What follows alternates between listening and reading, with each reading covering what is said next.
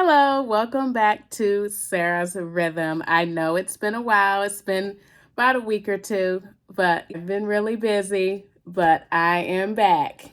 And today we are going to discuss Charli XCX's new project, latest project from last year, Crash. So this album is really good. It's like an 80s throwback. It has a lot of 80s production, 80s synthesizers. It's she does a really good job with the 80s sound on this project. But I don't even understand why she didn't get a Grammy for this album. She wasn't even nominated for a Grammy for this album. Because, from top to bottom, this is a no skip album, maybe except for two. But other than that, this is a no skip project. They're losing a lot of credibility because they're not honoring albums that truly deserve something. But, that's for another video. But let's talk about Crash. Now, Crash has a massive intro. Like when it first comes on and she says, "I'm about to crash into the water." It comes on really loud. It bites you and it gets your attention. But, I think the production on the record, it reminds you of, chaos in your mind because she's saying, "I'm about to crash into a bridge." And, she's sort of, talking about, the chaos that's been going on in her life. She's been overwhelmed and, she's about to crash. She's about to explode. And I think the extra synthesizers and the extra drums and stuff that's all that you hear all at the same time. Like there's a lot going on the record production wise. I think it sort of emulates the feeling that she gives on this record of being overwhelmed. But that's what I noticed about it. But it's a really nice intro. It just grabs you, it brings you in, and it sort of, introduces the vibe of the record. Now, the next one, New Shapes. This is one of my favorite songs on the album. I love the chemistry between Charli, Christine and the Queens, and Caroline Polachek. They have really nice chemistry on this record. But this one is a classic 80s dance record. The type of videos where they had the dance videos back then. And they were all doing the choreography and they're all in unison. That's what it reminds you of. And of course, the video gave the same type of visual that it reminds you of. They were all doing a dance routine together. And Christine and the Queens, let's talk about Christine and the Queens for a second. Christine and the Queens, she was jamming. she was doing her thing in that. But she gave so much energy. And, that's what this brings. It's just a high energy track. What you want? I ain't got it. What you want? It's really cute, but it just takes me back to that era. And each vocalist on the record had their own style and they sort of set themselves apart. I did notice that Charli XCX she sort of took the back seat on this one. I don't know why, but she let Christine and Caroline shine on this record. They were the stars on it more than she was. She made it as if she was the background singer.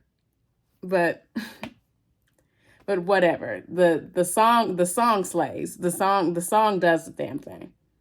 Now, Good Ones, even though it has 80s synthesizers, Good Ones, it does what some of the later songs do, where it gives you the 80s vibe, but then it has but it also mixes it with a different era. Like Good Ones, it reminds me of the 2000s, like 2000s Britney Spears, 2000s or late 90s pop music.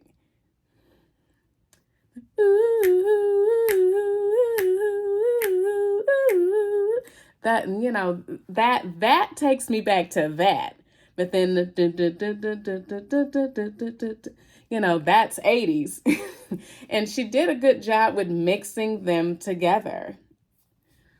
This is a cute record. It's not one of my favorites. It's one of my least played, but I like the message on there. Even though I probably don't agree with it because I like all the good ones. When it comes to men, the thing is the good guys are the winners. They're always the winners. They should be the winners. But she says that she lets the good ones go because they're not as fun. But Charli, the good ones are the winners.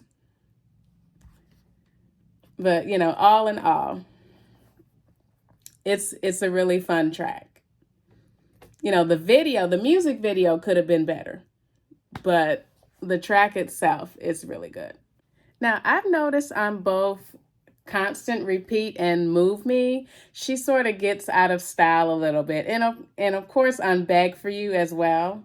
It sort of does a Y2K thing, a 2000s thing, but mixes it with 80s synthesizers.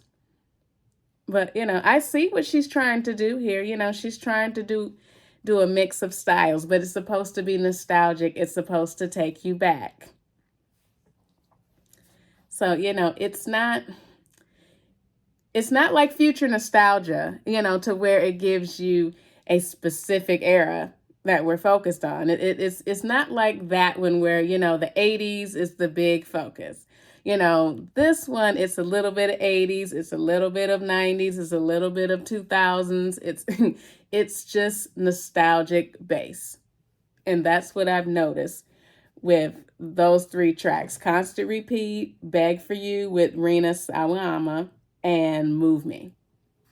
But with the three tracks, the production is grand. And I've noticed that all through the album, the production just is, there's a lot going on here. There's a lot of synthesizers, there's a lot of drums, it's loud, it gets your attention.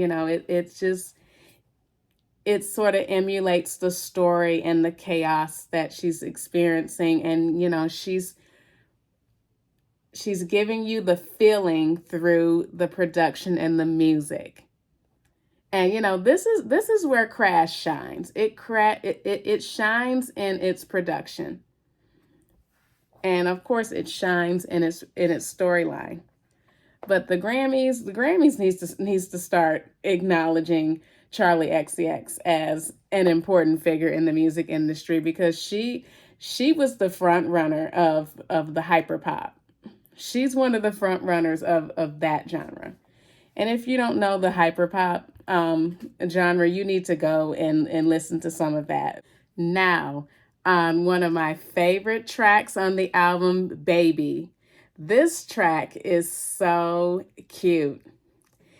It gives me 80s jazz dancing vibes, sort of mixed in with 80s cop dramas and soap operas.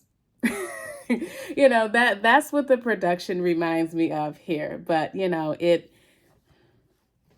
there's a lot going on. It starts off with the violins.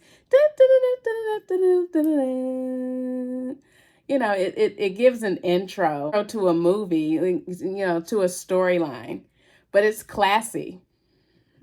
It's very classy here. And then when I'm listening to it, it makes you want to dance like James Brown or Prince. Not quite Michael Jackson, but James Brown or Prince. That's the type of thing that it's doing. It's sort of that's what it's doing. That's what it's doing. But this is classy. This is a classy dance track. Ding, da, da, da, da, da. Da, da, da, da, da.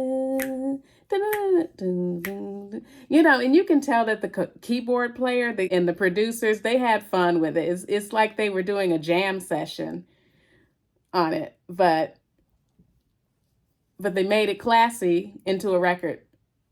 But Baby is one of the standout tracks, and I love the live performances of it, where her and the dancers are just going. They they are just jamming, and the choreography is so smooth. Boom, boom, boom, boom, boom. Boom, boom, boom, boom. They do the same thing that Dua Lipa does in the Love Again video. It's very similar choreography. I don't know if they were choreographed by the same person, but it seems like it. They're both British, so I'm not I wouldn't be surprised. Baby is one of the best songs on the album. Definitely. Lightning is space age. It's space age, it's futuristic. You know, it gives that type of vibe. Like when you listen to the song, it makes you feel like you are on a spaceship and you're going through the journey with her. Like on the record, she's talking about, um, she struck me down like lightning. And I think on the bridge of the record, the little keyboard solo, it sort of gives a vibe of being struck by lightning. But if you listen to it, you got to listen to it to know what I'm talking about. But it paints a picture in your mind. One thing that lightning does well is lightning.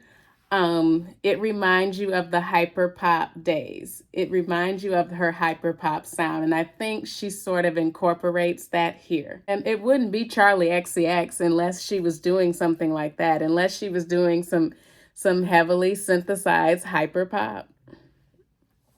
It's unique how on both Every Rule and Yuck, she sort of mixes both the 80s and the 60s together. Off with a 60s vibe, and then on the bridge, she'll mix it up and add 80s drums.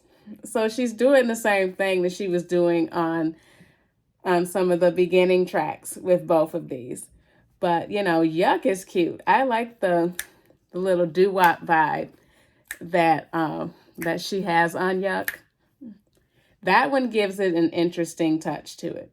Every rule is boring. That could have stayed off the record completely.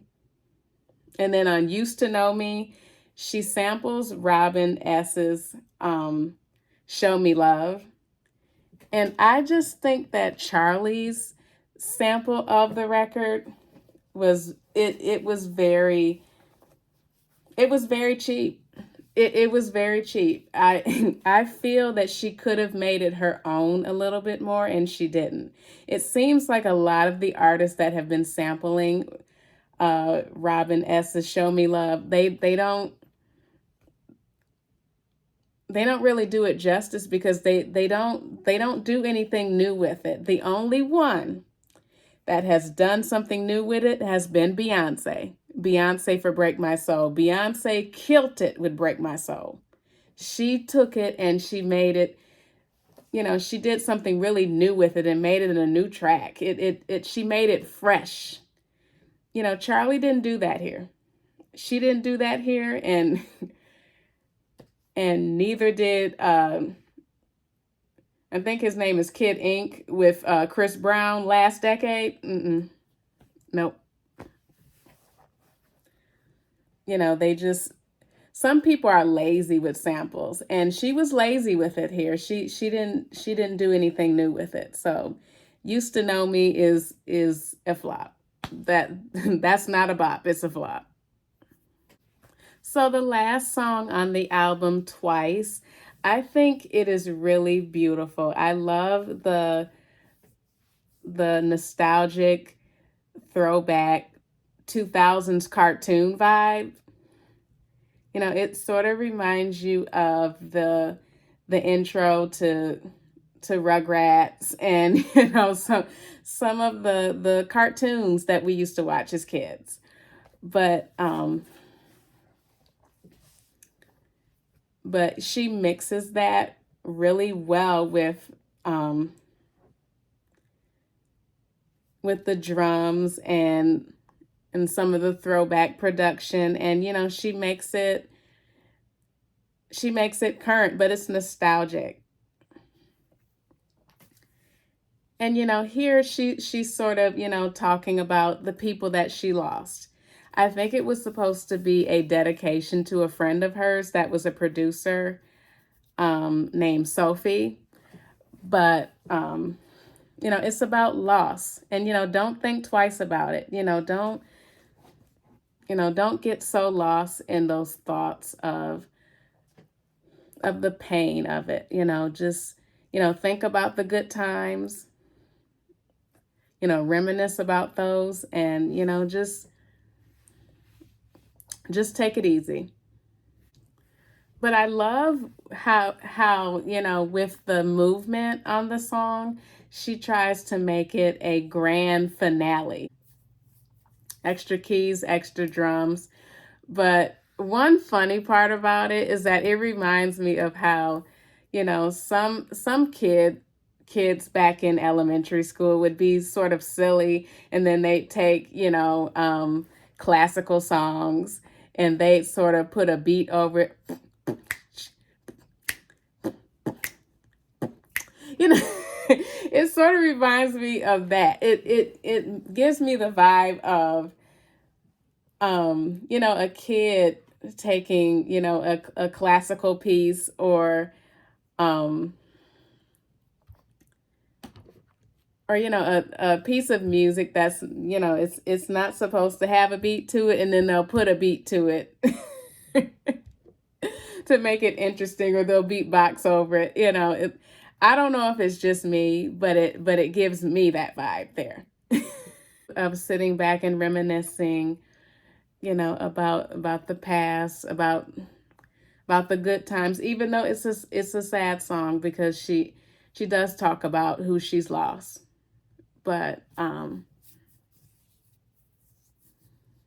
it puts you in a dream. It puts you in like a daze. But final thoughts on it, this album is made for the clubs. It's made for the clubs. It's made for the dance floor. It's not made like a DJ set like Beyonce's Renaissance, but it's meant, to be played at parties in the club, and to get you to dance. Even Twice, even the song Twice, the outro on the standard edition, because I'm reviewing the standard edition today. Maybe later I can do the deluxe tracks, which I love. Selfish is my record on that. Some of the songs, like Future Nostalgia, give that heartbreak on the dance floor. That's what it gives. Just like Future Nostalgia, heartbreak on the dance floor. But Charli XCX, she did such a great job with this. I really enjoyed this album. It's one of the best of last year, 2022. And I love it. But, Crash is a really great album. Thank you so much for tuning in today. I am Sarah, and this is Sarah's Rhythm. Make sure that you press like and subscribe if you enjoyed this video, and make sure you press the bell so you don't miss my upcoming videos, because I don't want you to miss my upcoming videos. I want to keep the conversation going. But I'm back. I know it's been about a week or 2 weeks, but I am back, and I am back to talk music with you guys. So join me for the ride. Subscribe. And I hope that you guys have a great rest of your day.